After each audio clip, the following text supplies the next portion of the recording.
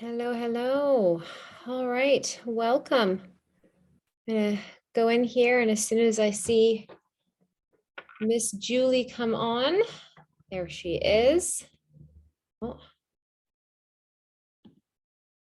I'm gonna promote her to a panelist.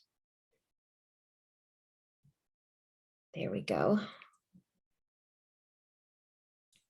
Hi. Hello, how are you? Great. How are you? I am good. All right, everyone who's coming into the room, welcome. We're just opening things up here. I am just going to test out our chat bar there. Hi, Amanda. So as you're coming in, if you can just say hi, hello, let us know where you're coming in from. That would be amazing. And just let us know as well, too, you can hear us well. Sound is good. Visual is good. Oh, from Kelowna. Hi, Erin. Nice and close where we are. Awesome. Can you hear me okay, Jen? I can. Okay. Yeah. North Vancouver, Toronto, Calgary, Tennessee. So Julie is from the US. I am from Canada. So you're getting representation from all over here. Connecticut, BC, Ontario, Toronto, Sudbury, Barrie, Haliburton. Amazing. All over. Iris from Kelowna as well. Welcome. Well, we're so excited to have you here this afternoon or tonight. Maybe it's morning, depending on where you are coming in from. This has really been a long time coming between Julie and I. We've been guests on one another's podcast, and have just had the conversation for a while about collaborating and bringing something together. And when we are talking about something as important as our gut health, it really does deserve a masterclass all of its own. And we're very fortunate to have Julie here with us tonight, because this is what Julie's expertise is. So you've probably all come into my world knowing me as a health and hormone expert, specifically in the realm of women's health and hormones. And when we're dealing with hormones, we cannot dismiss or look away from what's happening on that digestive gut level. And Julie is a gut health expert, and she teaches a course that really focuses on gimap testing, which you've been part of my world before. You've definitely been exposed to that test, and maybe you've even taken that test yourself. But tonight we're really going to break down a lot of the core symptoms and struggles that you may be experiencing, and then really talk about the possibility of why. What could be going on in the body, the environment, health history currently, what really makes our bodies, our guts specifically, more vulnerable to having infections and things like H. pylori or candida or SIBO or parasites, multiple food sensitivities, a lot of gas and bloating, just all of the things that a lot of the time we normalize and just say, oh, that's just me. Or, my mom had that, my dad has that, like everyone in the family is just gassy all the time. And so we tend to do that thing as humans in families and in communities where we just normalize it. And then we kind of just turned a blind eye to it. But what both Julie and I know, being in this industry, is that if we ignore the signs, which really are the gifts that our body is giving us, that is what opens up the doorway for things getting a little bit worse down the road potentially. And so we just really hope tonight, our big goal and takeaway for all of you is that you walk away from this masterclass within the next 60 to 75 minutes, blown away by the information, but more so that you feel hopeful. That you feel hopeful and understanding that there are solutions. And those of you that are joining us who are practitioners, what our hope for you there is that you start to learn and understand a little bit more when you're working with clients in the realm of nutrition or even fitness, whatever it is, that there are things going on beyond what blood work can tell us, beyond even what hormone testing can tell us, and what the body as a whole can tell us. So, I'm really, really happy to have you here tonight, Julie. And I'm excited to be able to not only, co-host with you, but to also learn from you as well. Thank you. I'm so excited. I've been looking forward to this for a while now. So as you said, Jen, this is 100% my passion. This is my favorite thing to do. I love to talk about gut health, and I love to talk about the gimap. And I'm excited that I'm going to get to share a patient case study with everyone to kind of get insights into, what would it look like if you had this test, and, what all information we can kind of glean from it. And how that relates to our overall health and some of the symptoms that we have. I think that's one of the funnest things that I get to do, is we're connecting all of the dots and putting the puzzle pieces together with how, a person feels and what we actually can see, through testing. So that's really interesting to me. Yeah. And it's what I love too about your background is that you were in the allopathic Western medicine background. You were a nurse. That was your initial training. And that's, the world that you were living in. And so often people get confused when they hear like holistic health or functional health. Like, what does that mean? Why is there different health pockets or health buckets of like people we can go to and what we can receive? So before we get into the meat of this, do you want to give everybody just a little bit of your origin story of like what your background was in terms of your health training and then what got you to here?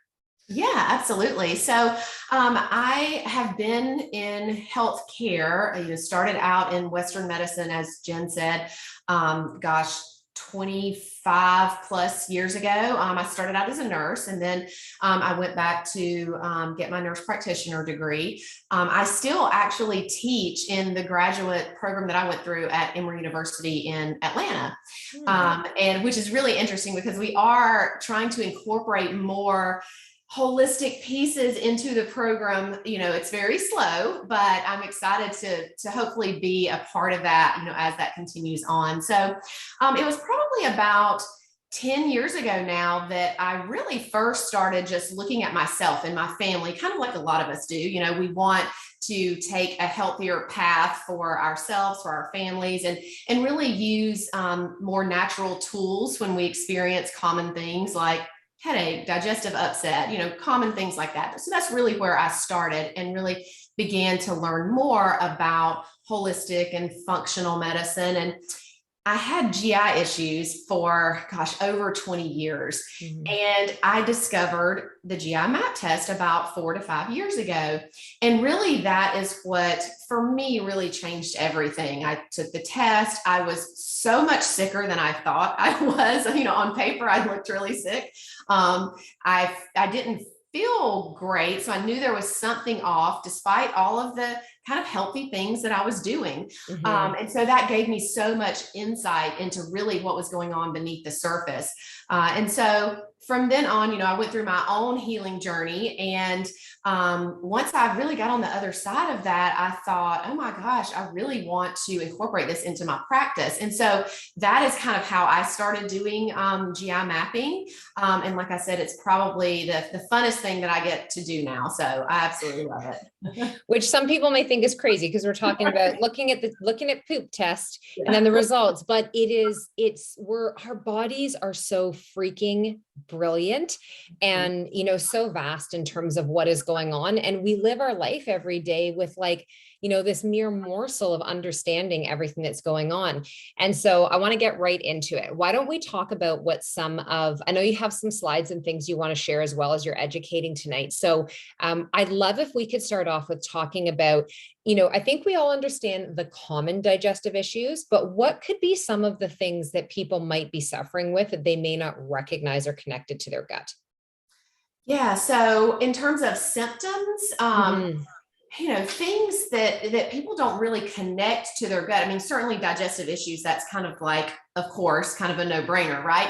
But sometimes we don't think about things like our mood, for instance, or neurological issues. So things like anxiety, depression, mood swings, brain fog, it's a lot of the pathogens that we can encounter and have in our body actually cause neuroinflammation. And so we can get those, like I said, mood swings, anxiety, depression. Some other things are things like fatigue, just feeling tired all of the time. Joint pain is one that I see a lot, especially with parasites. I see joint pain a lot. Skin breakouts. I mean, the skin, is our largest organ, of course. And that's kind of really, like you said earlier, how our body is talking to us. And a lot of times the skin is one of the first things that manifest. I see skin breakouts a lot with candida. That's pretty common. Of course, your host of digestive, constipation, diarrhea, bloating, gas, indigestion, all of those things, of course, kind of gives you the clue, especially if they're chronic. Now, I will say, you brought up a good point earlier, Jenn, about how we normalize. I always like to say we normalize the abnormal oftentimes. Right. And, I see so many clients that say, well, I only go to the bathroom, twice a week, but that's normal for me, and so what if that's you and you're listening, what I want you to know is absolutely 100% not normal. And you don't have to be that way. I mean, I even started to believe some of those things over the years, like, well, I probably will never, because constipation was something that I had for a really long time. I thought, well, I probably won't ever get to have, having regular 1 to 3 bowel movements a day, which is what we should have, because otherwise we just have circulating toxins in our body, constantly. And I think a lot of people don't know how good they really could feel if 100%. If their digestion was good. Trust me, if you are only going to the bathroom twice a week and you started having a bowel movement every day, you would feel a lot better. Life would be changed. And it's, I know you get these emails and you get these messages from clients, as do we, especially in the Hormone Project. Like, that literally can be the thing that changes a human being's entire health moving forward, is having proper elimination, pooping every single day, and good quality. So we're on the topic of that, and we're talking about poop and that. What is good quality bowel movements? What are the qualities of those? Because a lot of people will say, oh, yep, I go every day. Like, I have my coffee and then I go to the bathroom, no problem. But there's a difference between healthy bowel movements and not so healthy. Yeah, for sure. And I can show this too when I show my slides. There's actually a stool chart that you can actually look. It's called the Bristol stool chart. You can look at that to see, like, what should your stool look like? And it really should be that, that it's smooth, that it's not broken, that it's not hard, that it's not loose. We don't want food to be slow transitioning through the digestive tract, but we also don't want it to transition through too fast and we have loose stools or diarrhea. We also don't want to have issues with, straining to, force ourselves to have a bowel movement, to have to take things or drink things like coffee, to always have a bowel movement. I mean, we want to really get things balanced and functioning at an optimal level so that happens naturally and normally. Color, of course, should be, we have bile that is, kind of put into our digestive tract, and that's what gives our stool the color. It should be brown. It shouldn't be, unless you've maybe eaten something like a lot of blueberries or something, it really shouldn't be this colored, So yeah, those are probably the main things. Yeah. Okay. All right. That's good. All right. I'm going to put it into your hands right now in terms of steering the conversation and sharing some of the things that you brought with us today. And then I'll keep my eyes on the questions and comments on the sidebar. Okay, perfect. Do you want me to go ahead and share my screen? Sure. You should be able to here. Give me 1 sec. Let me hit all panelists. Okay. Give that a go. Okay. Let's see. Try that. There we go. Okay, perfect. Okay, can you see that? I can. Okay, there we go. Awesome. Okay.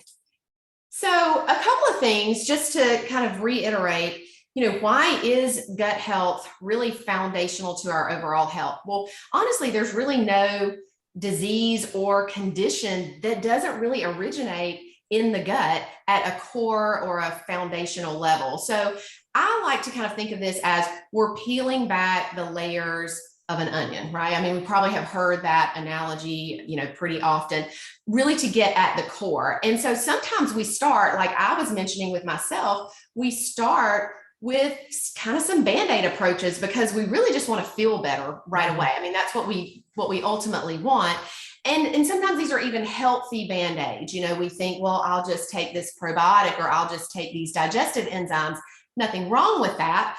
But if you're still not, feeling your best self, then there's still something under the surface. There's still, something going on. So really it's about getting, to that core and figuring out, what exactly is going on. And we need good gut health for, our immune system, for our heart, our brain, our mood, so that we can sleep well, so that we can have healthy weight, all of those things. Certainly we know that research shows that it can help prevent some cancers and certainly autoimmune disorders. Yeah. So I think, all of that just to say it is truly really where it's at the core of everything that we should, kind of be going back to and looking at.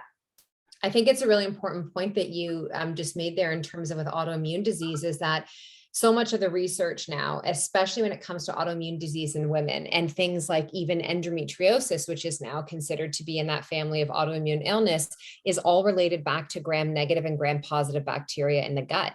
So we're not just talking about the things that make us, pass gas and burp. This is like on a much deeper level. And I think as well, too, you're talking about like just taking a probiotic or doing that. Supplements can definitely be wonderful to help to assist. But if we aren't really focusing on the root of what's going on, we could just be like, blindfolded, kind of shooting in the dark, hoping that we're aiming at the right thing.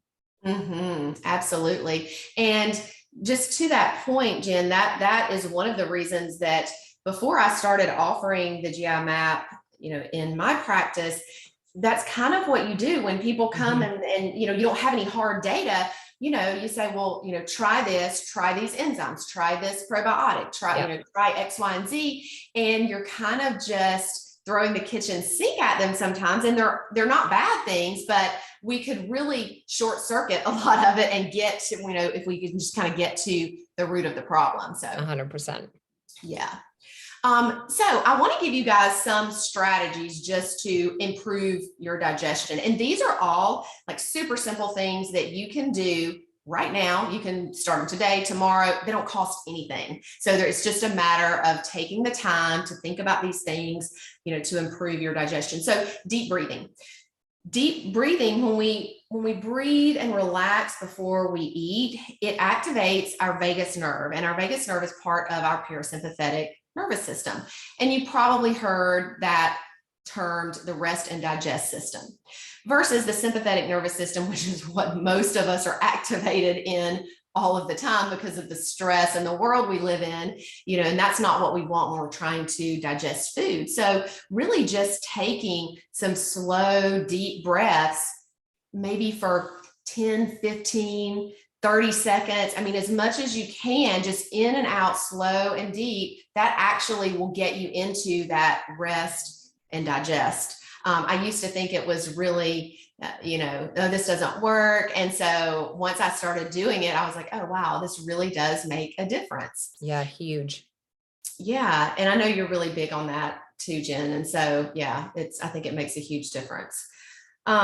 Eating in a relaxed environment. I mean, I would love, like, if you're in the chat, just tell me if you eat standing up at your counter while you're talking to your kids and you're feeding them food and you're fixing everyone else's food, or you're riding in the car, you're rushing from one place to another and you're eating, or maybe you're sitting, but you're scrolling on your phone, or you're on the computer, you're watching TV, you're trying to do some work. I mean, really, we all do that, especially as women. I feel like we're taking care of everyone else.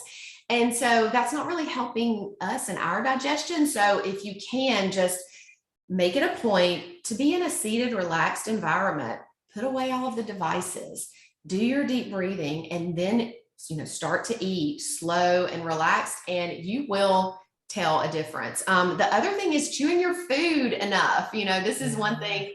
Goodness, I watch my son sometimes, and it seriously looks like he chews like twice and swallows. And if that.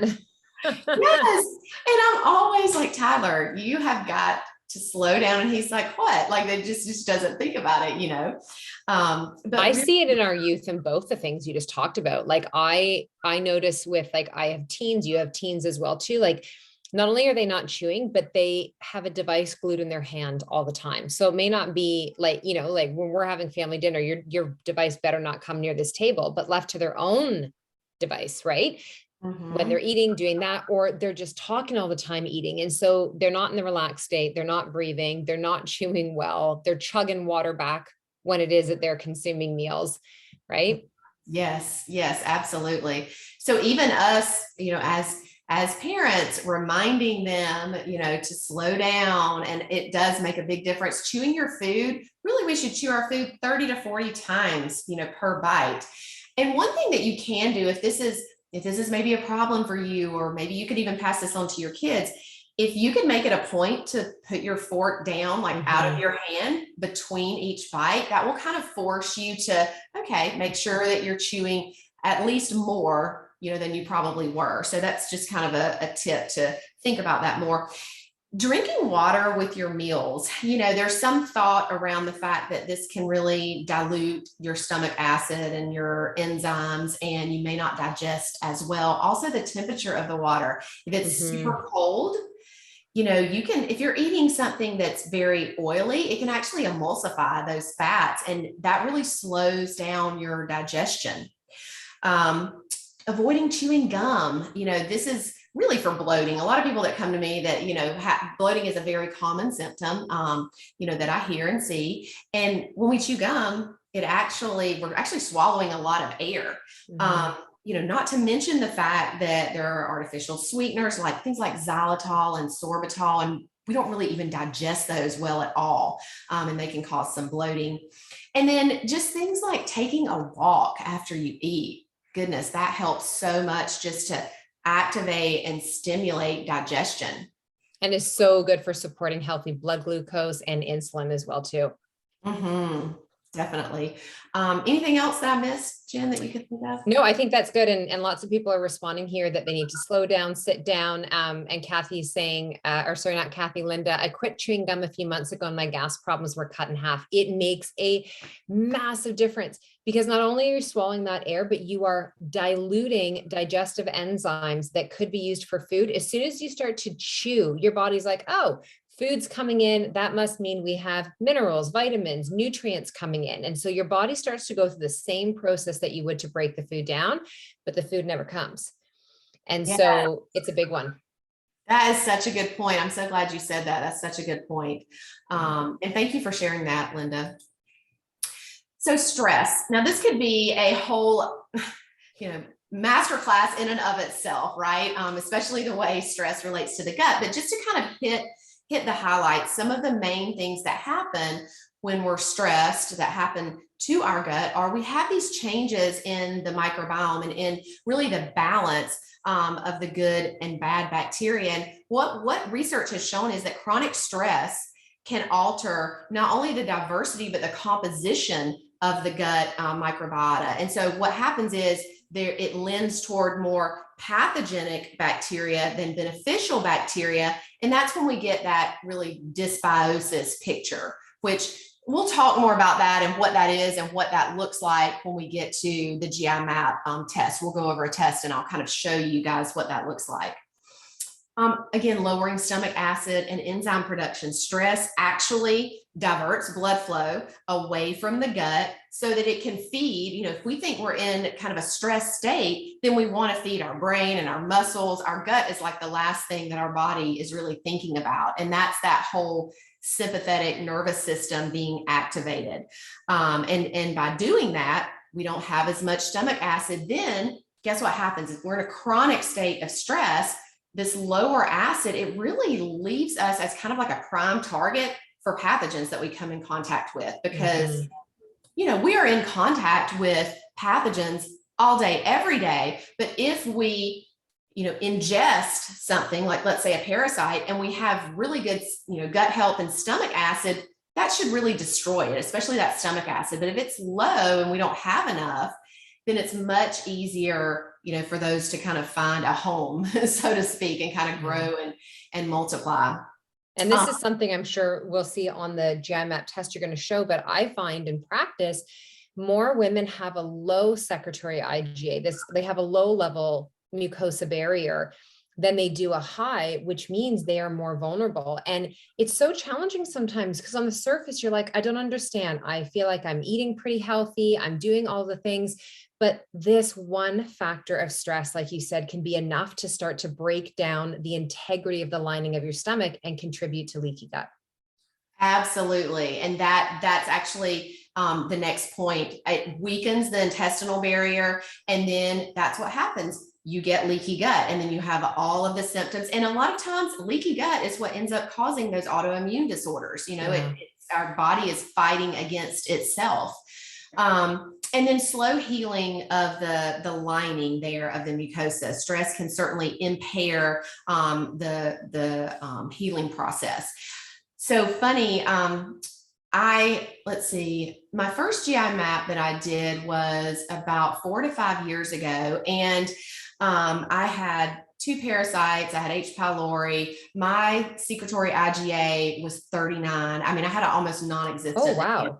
It was terrible. So at that time I was working with a practitioner. It was, before I had incorporated it into my practice. And she said, this is really the lowest secretory IgA I've ever seen. And so I remember being super overwhelmed when I got the results and I looked at them, but it was also so freeing, like, oh, I have answers now. And I think that that's probably how most people feel, Yeah. But all that to say, stress was it really ended up being the final kind of defining factor. I went through all the protocol. I did everything that I, should be doing.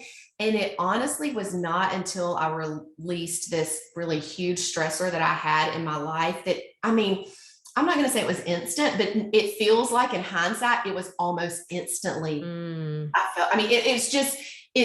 It's very, I guess that's really magnified to me as what an impact that stress had on my overall health and certainly my gut health. Yeah. So it definitely makes a difference. Types of testing. I know we wanted to just touch on this just a little bit, Jen. So I just wanted to just kind of bring up that in terms of your gut health, there are several stool tests on the market, and I'll talk more about the GI map, which I believe is the most comprehensive and the best stool test. There's an oats test, an organic acid test, which is more of a urine test that looks at urine metabolites and sort of byproducts of yeast and bacteria. And then another thing to consider is a food sensitivity test too. Now, I don't really ever recommend a food sensitivity by itself because the foods you're sensitive to, that's really not the main issue. It's a gut issue. So sometimes we'll do a food sensitivity test along with a GI map. Any other gut tests that you ever think about doing? I mean, for me, I always start by testing the poop directly. So I go to the source. Mm-hmm. If I want to know, because the poop is the byproduct that's going to tell us a lot about what's going on. And then there's symptoms in that. So I'll typically for the gut start with the GI, and then kind of work from there. But it's amazing, trained as a holistic practitioner, specializing in nutrition, we were always told, go straight to the food sensitivity test first.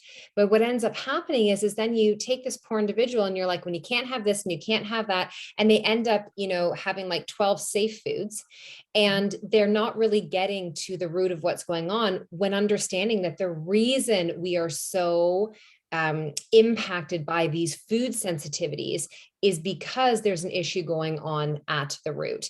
HTME testing or hair trace mineral testing can be good for it, but I wouldn't only be doing HTMA if I was looking specifically at the gut. That's something that I'd maybe do in combination. I mean, the minerals are massive, right? They are literally like, that is the powerhouse of what is going on in our body. And at the end of the day, you're really going to figure out and fine tune for yourself, like what protocol works best based on the approach you're taking with your clients. But I think when we're talking about the individual, the human in front of you, if there's only one test that they are going to do, I would be starting with the actual poop itself and then working out from there. Yes, I agree 100%. Okay. We really kind of already talked about some of those symptoms that may be other, extra GI manifestations of an actual gut issue. So I'm going to skip over that because we really kind of went through this already. Now, I do want to mention detox and drainage pathways, because I think that it is really important to ensure that our drainage pathways are open before we start going through like a detox or a kill phase, so to speak. We're going to have the best results possible. So this is kind of like a drainage funnel, so to speak. And you can see like the colon is down here at the bottom, because if your colon is backed up pretty much everything else is backed up. Everything, upstream is backed up. So this is why it's so important.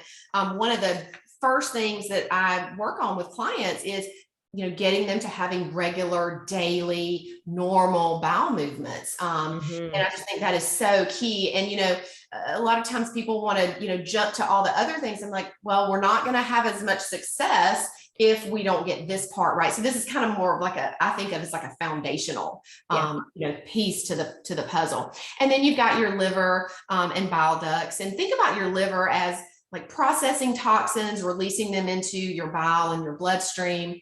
Then of course your lymphatic system. The lymphatic system is really kind of like the highway system that carries the waste like from your tissues and delivers it to the kidneys and the liver. And then the organs and the tissues. So really here we think more about the brain, because the brain actually cleanses itself mainly when we sleep. And this is why sleep is so crucial. That's one of the pieces that I always talk about, with clients during a protocol. We go over how important sleep is. Now, certainly there's that gut-brain connection, but really this is where we repair and kind of detox a lot during our sleep. And then the cells, of course, are at kind of the top of the drainage funnel. And this is so important because if we don't have healthy cells, that's going to lead to damaged mitochondria, which are the powerhouse of the cell. That's where we get energy. And really, most all diseases, the issue is inflammation and cellular damage, at the root, basically. Yeah. I like what you talk about the sleep as well, because not only is the sleep like that lymphatic system in the brain turned on when we get into sleep, specifically like deep sleep, but if you are dealing with yourself or someone that you know, or you're a practitioner working with someone and your client is having a lot of difficulty staying asleep, they're waking up, they have like restless legs, they've got, rectal itching. You notice on a Dutch test that their, cortisol coming into the evening when it should be actually calming down is through the roof. These are indicators that there could be something going on that gut level, right? Sometimes it's things like blood sugar's not stable, whatever it may be, but parasites and pathogens are most active when we sleep, and they actually interrupt the recovery process of that lymphatic system, which is why you aren't feeling rested while you're stalling in terms of like that recovery phase. So, it's so important. And gut infections and those types of things will impact melatonin, serotonin, neurotransmitters, all of those things. So, I know you and I are both fans of Cellcore and using their kits, and they have like a full moon kit where we actually capitalize on that drop in melatonin. Do you know other stool tests, how they compare, such as Vibrant Wellness, Gut Zoomer, Doctor's Data? So they're all similar yet different. And again, at the end of the day, you're going to find the test, Sienna, that you have had the best success with, and the one that you like the best. How much deep sleep do we require? Really depends on the individual, but it's like a percentage wise of how much you were sleeping, right? So on average, you should be getting typically somewhere between, 1 to 3 hours, depending on the person. I would say most people are sitting somewhere on average in like the 40 to 60 minute range. And it's interesting because you can't just look at deep sleep. You have to look at the whole actual, balance of what's going on. So you might, like my husband gets almost 3 hours of deep sleep every single night and never gets enough REM sleep. That's also not healthy. So we can't just be hyper focused on like the one aspect of sleep. We're trying to look at the equilibrium of our sleep overall throughout the night. Okay, let's pull it back into your next slide. Okay, so just a couple of things. Let's talk about nutrient absorption. So nutrients, ideally, we want to get those from our food, of course. Now, sometimes we do end up, needing to supplement to get some. And here's the thing: when our gut is not functioning properly, we're actually most of the time not absorbing the nutrients from our food as we should anyway. And then we can start to have, these deficiencies. So we can start to have things like hair loss and wounds that are slow to heal. You can get things like burning sensations in your feet, irregular heartbeats, migraines, like all of these things can be signs of nutrient deficiency. So it is really important that, again, it kind of goes back to, why is gut health foundational? You can eat the healthiest diet possible. If you're not extracting the nutrients and absorbing them, then it doesn't really matter, right? Mm-hmm. Antibiotics, prebiotics, probiotics. Did you want to say something, Jen? Somebody was posting in here, and then I'm also like very aware of the time because I want to make sure we get to show some of the things, but saying that I typically only poop once every 2 to 3 days. I've had worms twice last year. Gross. Okay. First of all, I know it sounds gross, but I just want you to know there literally is not a human walking around who is not a host for some level of parasite, pathogen, bacteria. The people who don't know that, it's because they've either, and here's what I want to say about the test as well too. Just because it doesn't actually show that there's a parasite in the test doesn't mean there's not a parasite active. What we do have to remember is that when we are taking a fecal matter sample, it's like anything.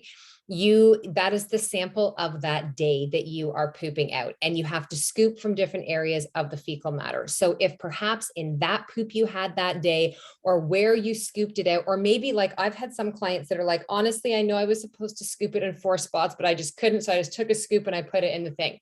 You're not necessarily going to get the accurate information. So this is what the difference is of working with a skilled practitioner. We never look at a test for just the black and white information on the test, or the red or the yellow, the high, the low. You look at it as part of the information, and then you have to step back and go, okay, what are their main symptoms? What is it that's going on fully and completely?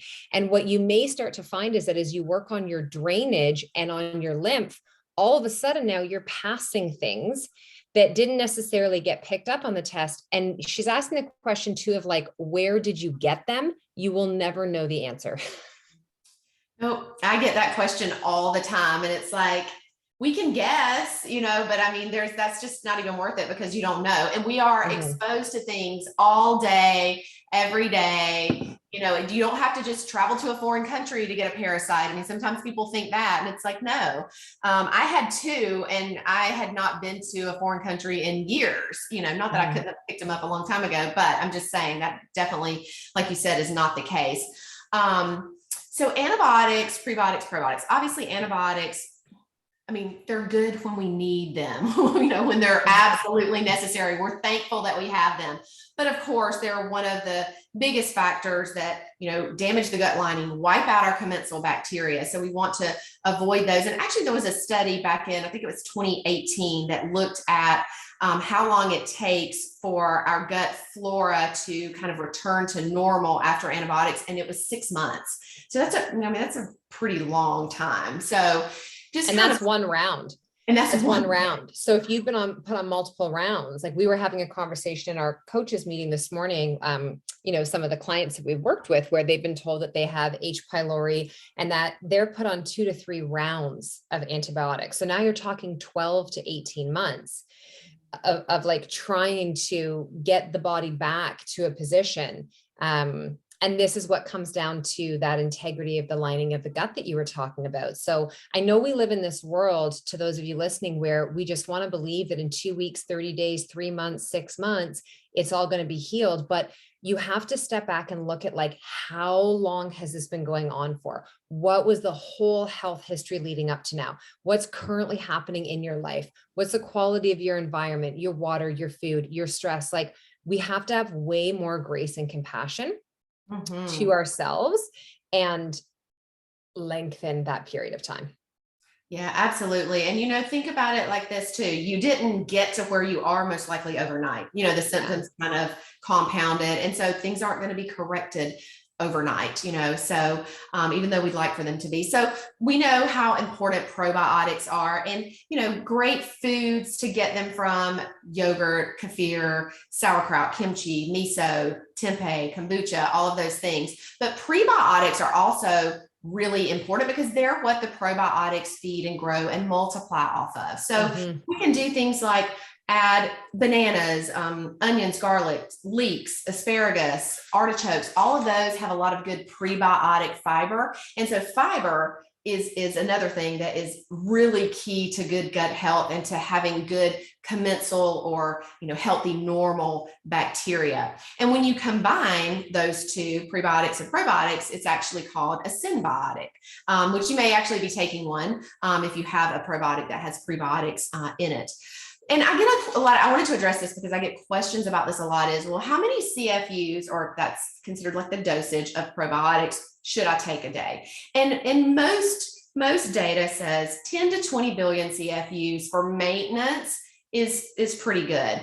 A lot of times with protocols, if I see on a test somebody has really low commensal bacteria, of course, there are other things we're going to do to work on boosting those, but we may do 50 to 100 CFUs, during a protocol. So, to boost that up. We already kind of talked about the poop and what it should look like. This is actually right here, ideal of what you're going for. 3 and 4 are actually considered normal, but that's kind of the look of what you're going for. So let's talk about the GI map specifically, since there was a question about, stool test, and then I'm going to go over a real patient that I had. So with the GI map, this is, I believe it's the best stool test on the market because it uses a specific type of technology called quantitative PCR technology. And so really just in a simplistic way of saying it, it tests the DNA of the organisms. So it's sensitive, it's specific, and it gives you a lot of great data, not on just different pathogens, but also the intestinal health. And you'll see that when we get to this test. So let's do a behind the scenes. Here we go. Okay, so I want to tell you. Are you able to blow that up at all on the screen? I'm not sure if I can do that or not. I think if I click this, it's going to go to the next slide. Let's see. Wonder what optimized screen. No, that wouldn't do it. I don't think I can, Jen. I don't see a way to do that. Lisa, we'll post the Bristol stool chart. It's okay. Someone just asked if we can see the poop stool again. This is going to be in the recording, and then we'll post in the visual of the Bristol chart. You also, we have a whole post on it on Instagram over on the Jenn Pike, if you go back a little while, and you can see it. There's seven different stages. Okay, they're saying they can see it well. So maybe it's just on my end for that. So we'll just roll with it. Okay. All right, great. So this particular client, she was 38 years old, had chronic constipation dating back into her teens. She had over, the last probably 10 years or so, she had cleaned up her diet. She had eliminated gluten, dairy, sugar, and then she started to also eliminate, which happens a lot, eliminate more and more foods because she just felt like she wasn't tolerating them well. So what happens is we start to a lot of times just narrow the diet down and think, well, if I just cut this out, I'm going to get better, right? And she didn't, of course. She had bloating, gas, again, chronic constipation. I think she was having maybe 3 bowel movements a week. She had gained a little bit of weight, but her issue was she was exercising. She wasn't able to lose like 10 or 15 pounds that she wanted to. Mood swings, brain fog. And so that's kind of how she was when she came to me. And so looking at the test here, you can see over on the left-hand side are all of the different pathogens that are tested for. The right-hand side is considered the lab's normal reference range. However, I always tell people, sometimes we don't always go by the lab reference range. There are some things that, for instance, these are the patient results here in the middle. And what I want to see really for most all pathogens are this less than DL, meaning none was detected in the stool. And so you can see here, she has some Giardia. And like Jen said, this was just in the small sample, that she gave from the, 4 different areas that she, scooped out of the fecal matter. And Giardia is not really something you want to have a little bit of in your body, This is like one of those things we really want to get rid of. And so with Giardia, it can come from contaminated water, contaminated surfaces. It can actually migrate into the gallbladder and cause some issues there. So, I see a lot of bloating and gas with Giardia. On her next page here, you can see she has some H. pylori, which 60 to 70% of the population has H. pylori. It's very transmittable, especially through saliva. Actually, you can transmit it through vaginal secretions. It's just very easy to be transmitted. And what I usually tell people is, When I see H. pylori, there are other things patterns that I look at on the test, because there are some schools of thought that, well, if it's not causing any issues, if the patient doesn't have any symptoms, then maybe we don't need to treat it if it's not really high. That's, some people have that school of thought. Well, most of the people that I work with, they come to me because they're having issues and symptoms. And then we can see this whole pattern on the test of, I like to say H. pylori causes a lot of downstream issues, because H. pylori lives really higher up in the GI tract. And so with this, H. pylori actually produces an enzyme called urease, and that enzyme causes low stomach acid. So when we don't have enough stomach acid, we don't digest our food properly, and then undigested food sits on our stomach, ferments, and then these other bacteria grow and multiply off of it. And so that's what I can see here. If you look down here under the normal flora, so these are the good bacteria. We don't want to have high levels of them. I get that question sometimes. Well, isn't this good that I have these high levels of these good bacteria? It's all about balance. So we really want to have, a good balance. And so you can see her Clostridia, Enterobacter, and then her Akkermansia is also high. And Akkermansia is really one of the key species in the gut. Sometimes if it's high, it can be due to a high carb and sugar intake. So that's something that I always question clients about. High Akkermansia is also linked with Alzheimer's and Parkinson's. So again, these are things that we want to get in, a good, normal, even balance. And then the phyllomicrobiota, these are sort of like the big umbrella classes that all of these other specific species fit into. And so it doesn't surprise me that her Firmicutes is high, because she has these other ones that, that are high. But Firmicutes is really fueled by undigested food. So that tells me, she's got undigested food sitting on her stomach, which a lot of it probably originates back to that H. pylori. And the Firmicutes, when that one is elevated, that actually can be a big missing link for women who are struggling to lose weight and get a healthy body composition, right? Because when Firmicutes is higher, your body, like you and I, could eat the exact same calories, macronutrients, micronutrients, meal plan, everything. But if my Firmicutes is sitting higher, my body will naturally, from that high bacteria, extract more calories out of that food than yours will. So there, in fact, my body becomes metabolically slower and more impacted. And so that's something that, blows some of the women's mind that we run the test on as well too. And it's amazing to see the difference when you get some of these bacteria in balance, how all of a sudden they're like, the puffiness has dissipated. My body's releasing some of that weight. Absolutely. And that's one of the things that I see. Actually, myself and a colleague of mine actually looked through, we had several hundred GI maps that we had done, and we went and kind of looked at all of them together when we were putting a course together to see, like, well, what were the results that we've seen mainly, in our clients. And really it ended up being, I think 85 or 90% of clients lost 10 or more pounds just from rebalancing microbiome. So yeah, it's huge. Yeah, 100%. Someone's asking, how would the GI map compare to the doctor's data CDSA parasitology test? Her ND is recommending that. I don't have experience with that one.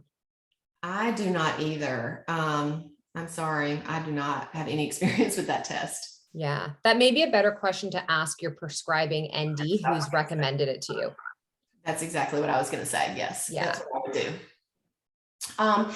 This next page here, so up here, this first section is the opportunistic bacteria. And so these are kind of bacteria that in normal levels can be a normal variant. So I'm not, super worried about levels of Enterococcus if they're within normal range. Now, of course, we put the whole picture together, of course, with the patient's symptoms and, how they're feeling and what all is going on. But you can see she has quite a few that are elevated. And this is, again, probably from the low stomach acid. This is more of the dysbiotic picture with the good bacteria and these opportunistics, being out of balance. I see a lot of patients who have constipation and H. pylori have elevated bacillus. Now, this does not, of course, test specifically for SIBO, but bacillus is one of the bacteria that is linked, when it's elevated, that is linked with SIBO. So I get that question a lot too. Well, can you tell if I have SIBO? We can kind of see a pattern, but you have to have a breath test. I mean, if you want, diagnosis. So, and just explain briefly for those who may not know what SIBO is, what that acronym SIBO actually stands for. So it's small intestinal bacterial overgrowth. So basically there are bacteria that are growing and multiplying in the small intestine where they shouldn't be. And then you develop, lots of symptoms, especially bloating and gas is one that's very common. And it's usually, you see it more with like slower transient. So you do see a lot of constipation, I find, with SIBO. But bacillus is one of the organisms that we often see if someone does have SIBO. Enterococcus is interesting. And if I'm remembering correctly, this client was on PPIs, proton pump inhibitors, for a while. So again, that lends to more low acid as well. But this enterococcus, when we see enterococcus elevated, typically it's due to something that has changed the acidity of the stomach. Now, it could be just H. pylori, but also it could be, if she didn't have H. pylori, it could be proton pump inhibitors if, she's on proton pump inhibitors. Which is, it's frustrating that those are really just handed out like candy, and they were never even intended that way. They were supposed to be for like a 6 to 8 week treatment for gastric ulcers. And then now it's just the quote fix for everything, and causes so many issues.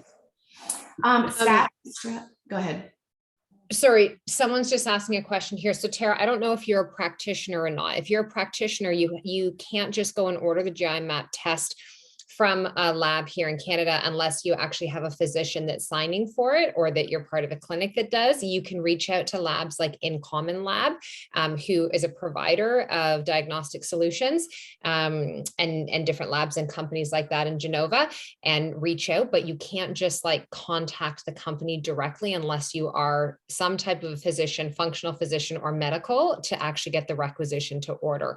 The other thing is you work with a practitioner, who then the practitioner is the ordering party.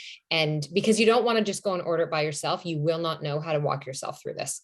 Most actually practitioners, like, this is not something we're trained on in school. You have to go for additional training. It's like doing the Dutch test or any of that, organic acids, HTMA. Julie actually has an entire program and course that she runs, training instructors, other physicians, nurse practitioners on the gimap. Okay, so let's go back into the bacteria. Okay. So staph and strep, you can see she has some overgrown staph and strep is the other one that I see very commonly with H. pylori. Bacillus and strep are probably the two most common that I see with that. Tends to cause a lot of bloating. Strep can be a little bit difficult to get rid of. Going down into the autoimmune trigger. So I like to think of these bacteria as, when they are present and elevated, they are sort of a risk factor for certain autoimmune disorders, if you can just kind of think of it like that. So one thing to note is that Prevotella and Fusobacterium, pretty much everyone has some Prevotella and Fusobacterium. I even had a conversation when I first started doing GI mapping with several of the clinicians at Diagnostic Solutions at the lab, and they said the same thing. Pretty much everyone shows up with some Prevotella, some Fusobacterium. It's considered normal if they're not high and overgrown. Now, you can see she does have a little bit of Klebsiella, which is not necessarily considered a normal finding. It's not high yet, but it's present. And the interesting thing is, so Klebsiella is very much associated with rheumatoid arthritis, ulcerative colitis, Crohn's, also irritable bowel syndrome, IBS. And then Klebsiella produces a lot of histamine. So a lot of times when I see people with Klebsiella, they have allergic type symptoms. That's very common. I see that. So that's kind of what the autoimmune triggers section is looking at. She did not have any candida or other yeast, which was great because that's another thing that's very difficult sometimes to get rid of. I mean, it takes time. But a lot of times with candida, we see sugar cravings, bloating, brain fog, those type things. No viruses. And then the last page, she did not have any of these parasites or worms, which was great. And then this little intestinal health section, this is probably my absolute favorite section of the test. Oh my goodness, it gives you so much great information. So the steatocrit is basically a marker looking at fat digestion. So how much fat is in the stool. Now, this is kind of an incidence where I said, we don't always go by the normal reference range. Well, I really prefer not to see any fat in the stool because that lets me know that you are digesting and absorbing fat properly. Yeah. I will tell you that with Giardia, I often do see this elevated. And a lot of times we'll give things like bile salts or ox bile to help with the fat digestion. Giardia was one of the parasites that I had, and my steatocrit was 25. And here's what was so crazy. My diet, then was really primarily healthy fat. I mean, I wasn't keto, but I mean, I ate so many, and I would always just feel like food was just sitting and would never digest. And, when I saw that, I was like, oh my goodness, this makes so much sense to me now, Elastase is a pancreatic enzyme. Typically, we like the enzymes to be at least 500 or more. Again, 200 is extremely low. So, we'll do things like digestive enzymes, bitters, things like that. Now, under the GI markers, so beta-glucuronidase is kind of think of it like a marker of liver detoxification. And sometimes if it's elevated, it indicates that you can have too much circulating estrogen in the body. Jen, you might even want to speak to that. I don't know. With the beta-glucuronidase, this is oftentimes, so like specifically in the hormone project, we have a woman who has very heavy, painful periods, a lot of symptoms that may correlate with having elevated estrogen in relation or comparison to her progesterone, a lot of breast tenderness, difficulty in her phase 1, phase 2 detoxification. If we see difficulty in those areas, specifically her phase 2, where the body's trying to bind up all of the toxicity and the hormones that have been used in the body and get them out, this specific enzyme beta-glucuronidase, when elevated, which for me, I like to see it below 1,000. So at 926, I'm like, I see you there, but I'm not, super worried about it. When I'm seeing women at 2,000, 2,500, 3,000 in that, this is something that needs to be addressed because that beta-glucuronidase literally goes into your body, undoes all of the work essentially that your body's trying to do in terms of once it's broken it down through the liver and the gut, it has to pack it up, put it in a box, bubble wrap it, bow around it to ship it out. Phase 2 is the once it's gone through the liver and the gut, the body has to send that material after it has been neutralized and get it out via the poop. If you have elevated beta-glucuronidase, and that whole activity of packing it up is not happening, essentially beta-glucuronidase undoes the bow, undoes the box, lets it go back upstream. Now you have estrogen that's actually more toxic recirculating back up top. And this is now what presents you with a ton of symptoms. So you work on that beta-glucuronidase, which typically the route we're going to take for that is using something like calcium D-glucarate along with other things. And within a couple of months, a couple of her menstrual cycles, massive difference. Oh, that's awesome. Yes, I use calcium D-glucarate. I sometimes use milk thistle as well. If it's just mildly elevated, I'll use that. Awesome. That was a great explanation. Thank you. No blood, which is great. And then this immune section, again, one of my favorites. So the secretory IgA. So this is, you probably have heard that, roughly 80% of our immune system lives in our gut lining. And so I find that there are really 3 top things that can lower this number. That would be pathogens, which clearly she has pathogens, stress, and food sensitivities. Those are, there are other things, sure, but those are 3 big things that lower this number. And I do see it lower more than I see it elevated. If it's elevated, it typically means that the immune system is just in overdrive. But typically I see it depleted like this. And we really want to see it 1,000 to 1,500 is my goal, to have it at least in that range. So we'll do things like immunoglobulins, Saccharomyces boulardii, things like that. And then the anti-gluten IgA. So this is a marker of gluten sensitivity. And you remember I said that she had cut out gluten? So I was like, well, you're getting cross-contamination somewhere, or, and I think she had been eating out some, and she was probably getting some cross-contamination there, but that is a marker of gluten sensitivity. Yeah. And sometimes that anti-gliadin, it may not be that you've had, like you said, gluten directly, but you may think it's just gluten that's the issue. But if you've taken the gluten out and now you've replaced every gluten thing with corn derived things or lots of oats. And the other thing that is increasing a lot of people's, both the SIG-A when it goes high and the anti-gliadin is glyphosate, right? So genetically modified, processes that are happening with our crops and with our food as well too. So yeah. And her calprotectin is so high. I know. Yeah. So that's a marker of inflammation. Now, people that I see who have inflammatory bowel disease, things like Crohn's, ulcerative colitis, I mean, theirs can be in the thousands range. Yeah. But, it's not, we expect, honestly, when you've got pathogens like this that we know produce inflammation, put off toxins, it's not uncommon to have a lot of inflammation there in the body. But yeah, this is an inflammatory marker that we can also use to help guide some of our therapy. So go ahead. I was just going to say, so what the kind of the picture I want to paint for everybody that's tuning into this is like, you look at this test and what you might feel like is there's 20 different things to work on.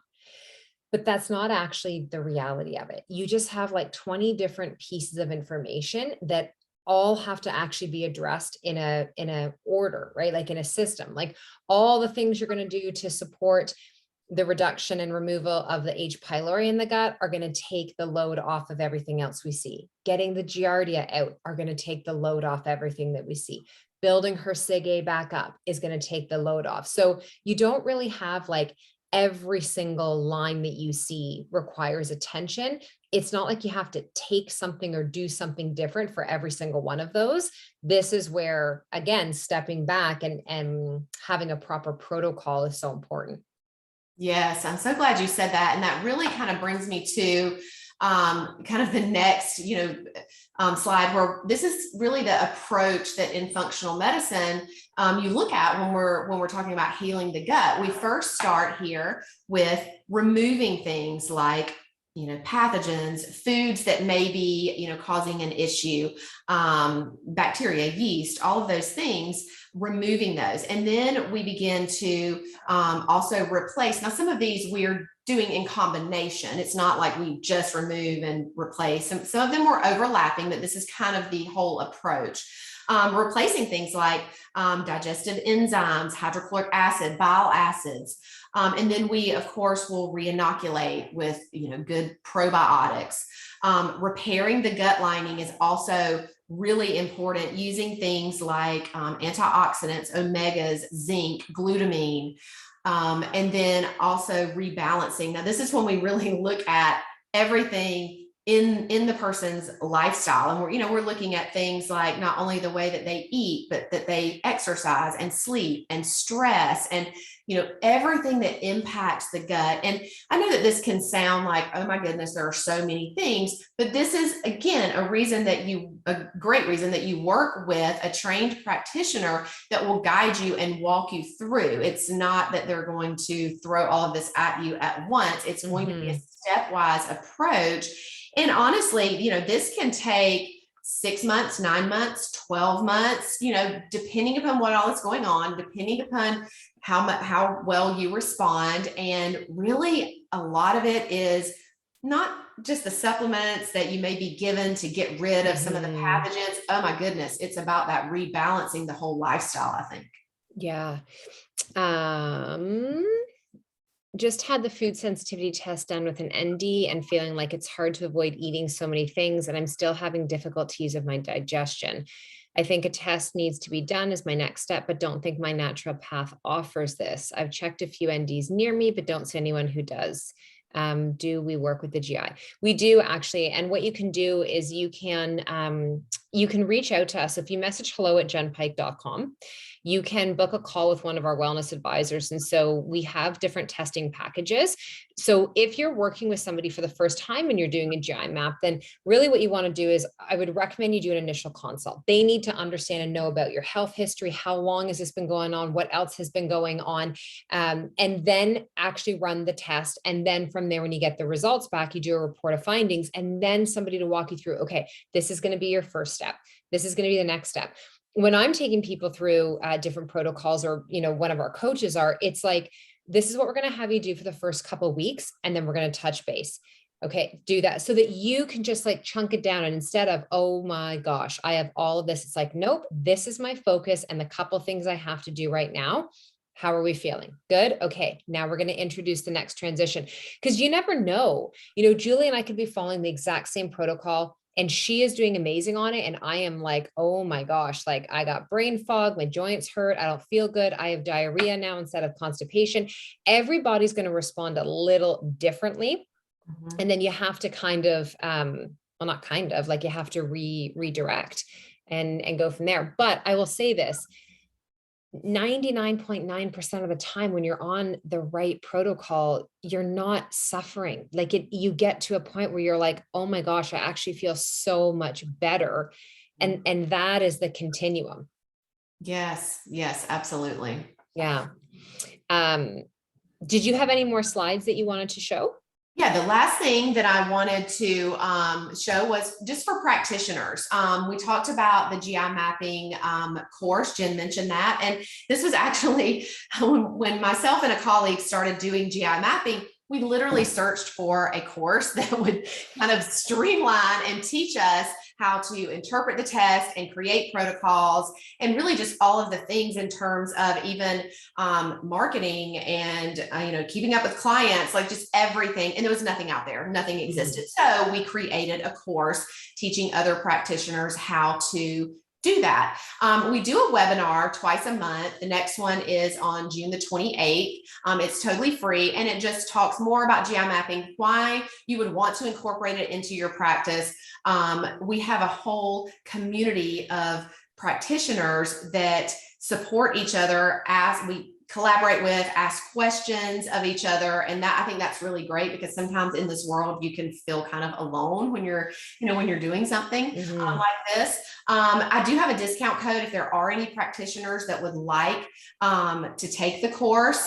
You can use this code here. You just go to gimapping.com and you can use Healthy Gut, and that'll give you $500 off. Yeah. And it's amazing. And I think that's really huge, because as practitioners, like specifically, as nutritionists or people who are working, like you're not taught and trained that. So you're taught like the Nutri-System profile of like taking the information in. But again, if you're just guessing, it's a really powerful addition into your practice. Just like when you start to learn how to read and understand Dutch testing or hair trace mineral analysis or any of it, like it opens up your ability to be more specific with the help you are offering to the clients that are coming to you. Absolutely. Yeah. And these are just how you can get in touch with me. If anybody has any questions, I'll be more than happy to answer them. So I'm going to actually stop sharing now. Okay. And then a question here. So hold on, wait, let me scroll down. I did the GI map at the end of 2021. Step 1 was working on H. pylori. Perfect, as it should be. That takes weeks and months. Then it was tackling the parasites, another couple of weeks and months. Now we're working on the gut dysbiosis. It takes time, 100%. And kudos to you, Amy, for like seeing that through, because so many people, they will take the test, they'll start the protocol, and then they're like, I just like, it's too much. And they just stop.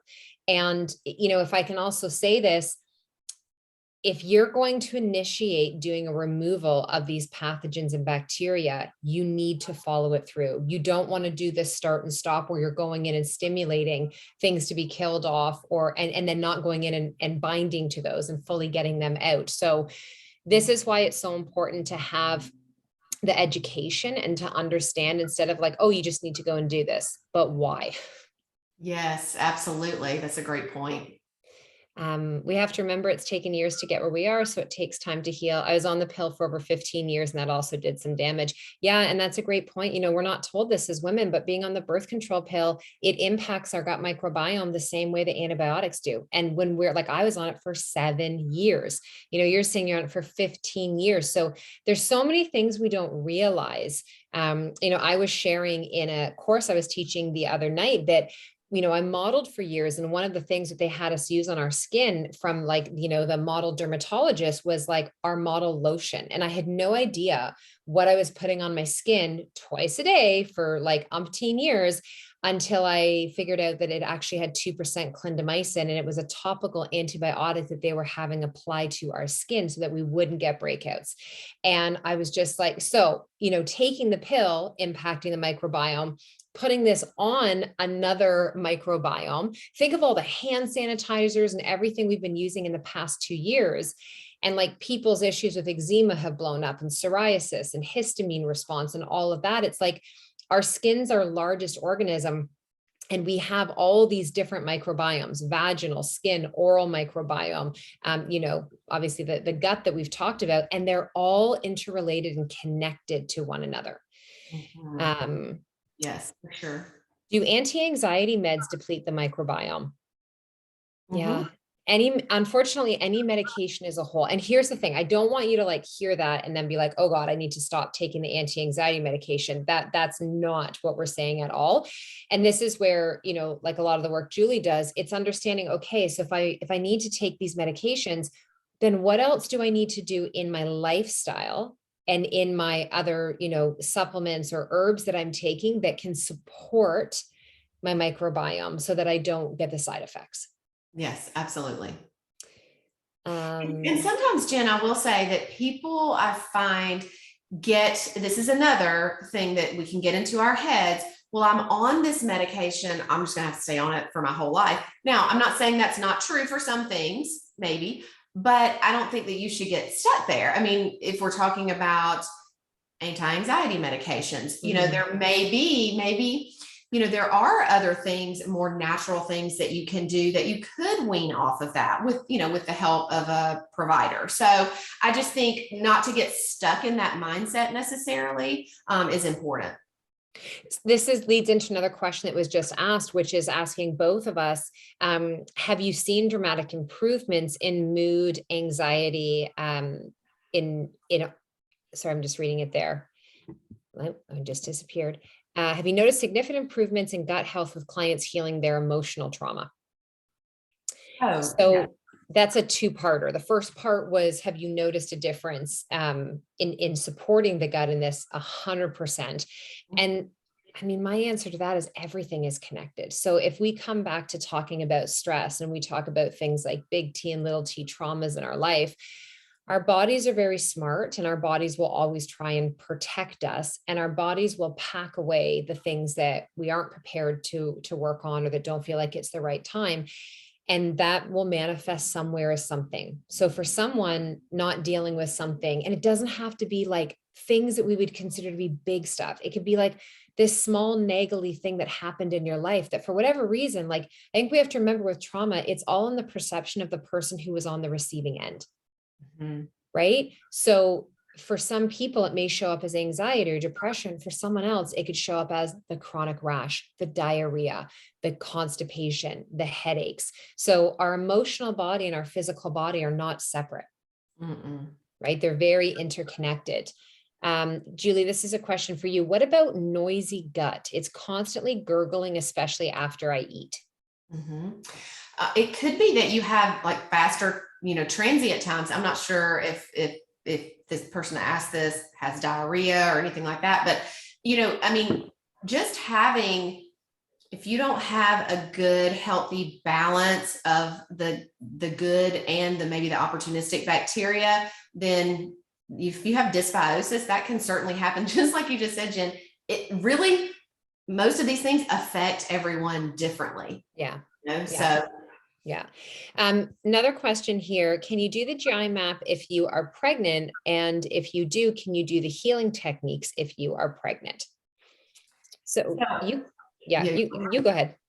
No, I was just going to say, I typically don't you could, I mean, you can do the test, but there will be certain things that you will not be able to do, especially if you need to do, a kill protocol. There will be certain supportive things that you can do. Yes.